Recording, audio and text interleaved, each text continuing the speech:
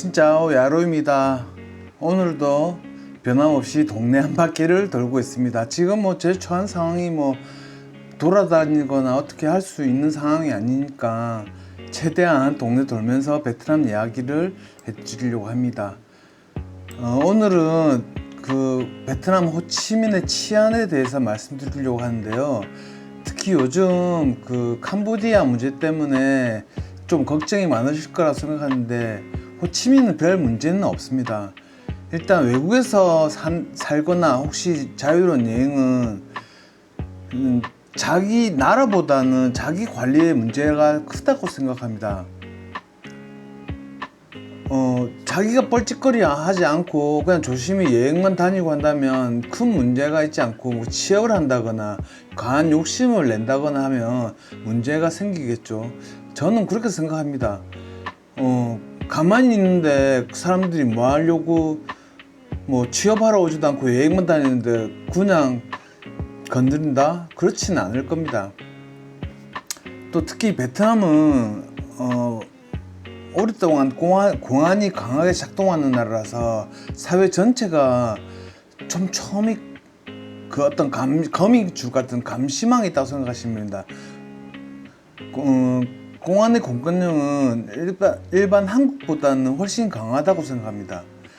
제가 실제 한 2년 전인가 3년 전에 제가 클럽에서 봤는데 어떤 남녀가 마약을 했는지 어쨌는지 모르겠는데 갑자기 이제 공안이 막 출동했다고 그래가지고 가만 보고 있는데 공안이 남자 얼굴을 때려가지고 피투성이가 되고 인데도 사람들이 유튜브 찍고 그렇게 한데도 피가 날 정도로 때리더라고요. 그만큼 공권력이 한국하고는 차이가 많이 납니다.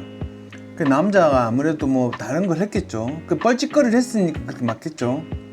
그리고 여기는 제가 또 지금 보시는 이 장소에서 한번 어떤 여자분이 주스를 기다리다가 쓰러지셨는데 옆에 분들이 막 와가지고 괜찮냐고 전부 다 사람들 다 걱정해주고 전화하고 앰뷸런스 부르고 그런 서로 좀 위해주는 것도 있고 또 감시하는 주민들끼리 서로 안전 지키면서 또 이상한 일이 보이면 바로 신고하는 그런 구조가 돼 있습니다.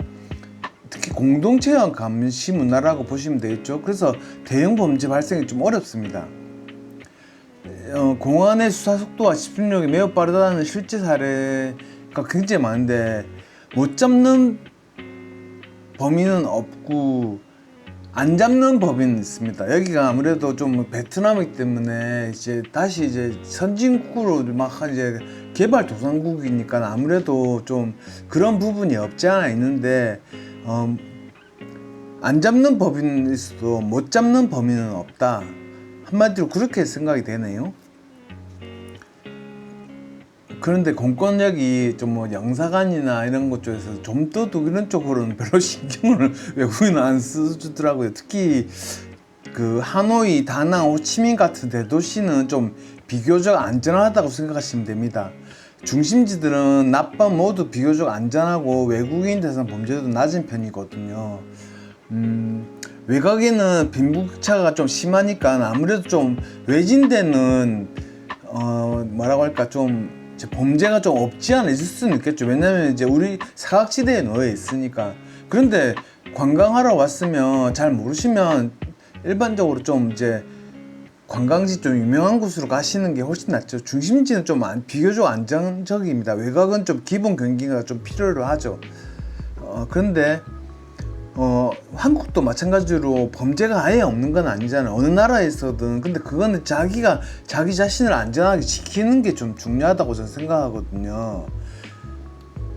특히 캄보디아 국경 근처는 외국 조직들 스며들기도 하지만 지금 베트남이 이렇게 공권력이 그렇게 허락하지 않습니다. 그래서 좀 아무리 선진국으로 발돋움 하려고 하는 거기 때문에 또 따라하는 부분도 없지 않아 있고, 근데 다른 안전적인 부분에서는 좀 안전에 대해서는 또 안정하고 안전이 두 개가 같이 좀 잘 돼 있는 나라라고 생각하면 됩니다. 물론 경제 수준은 좀 낮지만 좀 치안이나 좀 안전에 대한 문제는 신경 안 써도 됩니다.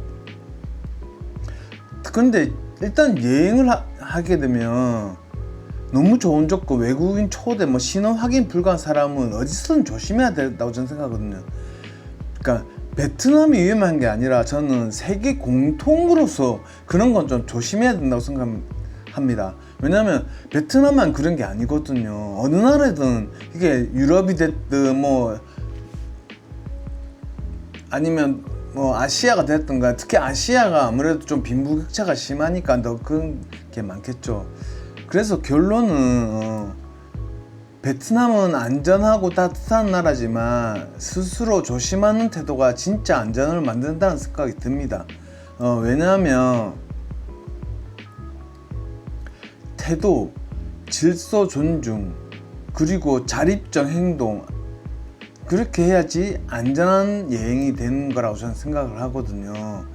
동남아 뉴스 때문에 걱정될 수 있지만 베트남은 강한 공권력과 주민신고 문화 덕분에 동남아에서 가장 안전한 나라 중에 하나라고 생각하시면 됩니다. 여기는 또 그 총기가 또 휴대가 되지 않으니까 그런 걱정 안 하셔도 상관이 없을 것 같아요. 오늘은 베트남의 치안에 대해서 말씀을 드렸습니다. 아무래도 제가 맨날 밤마다 이 근처를 돌아다니는 이유가 좀 뭐라고 해야 될까, 그 낮에는 덥고 밤에는 운동하기 참 좋거든, 선선하게. 그 다음에 일단 저는 사람 보는 걸 좋아하기 때문에 그래서 맨날 밤마다 동네 한 바퀴 도는 게 제 유일한 낙입니다. 돈도 적게 쓸 뿐더러 사람들 만나고, 또 이렇게 매일 나가서 사람들을 붙이다 보면 또 그 나름대로의 또 그 친한, 그러니까 인연이 만들어진다고 하는 게 맞겠죠. 저는 좀 그래서 옛날에 비해서 지금 요즘 들어 소소한 행복, 그 다음에 느림의 미학이라고나 할까요? 일단 몸이 뇌경색을 겪고 난 전과 후가 많이 좀 차이가 나는데, 저는 그래서 이 따뜻한 나라가 너무 좋은데, 이때까지 14년 동안 베트남에 살면서 안전에 위협을 받는다 이런 경우는 없었던 것 같습니다. 물론 싸운 적은 있지만 그 싸움 얘기는 다음에 기회가 되면 한번 해드리겠습니다. 여기 타오디에는 외국인이 많아서 외국인 보는 재미, 그리고 옷차림이 여름이니까 굉장히 좀 뭐라고 해야 되지? 그러니까 시원시원하게 입고 다니는 분도 많아서 되게 좋습니다. 이건 뱀인데 하노이식으로 돼 있어서 되게 좀 심플하고 요즘 다 맛있습니다. 이 친구는 한 번 왔는데 저를 알아보고 딱 이렇게 친한 척 해주더라고요. 그 베트남도 옛날 우리 정 많은, 지금도 한국엔 정이 많이 있지만 이 베트남도 옛날 우리 80년대, 90년대 그런 정서가 좀 남아있어서 좀 사람들이 좀 되게 좀 친근하게 대해서 난 그런 게 너무 좀 좋더라고요. 그래서 좀 아직까지 대우도 받는다는 느낌도 들고 사람이 살아있다는 느낌도 받습니다. 아무쪼록 오늘도 좋은 하루 되시고요. 오늘 이야기는 여기에서 마치겠습니다. 감사합니다.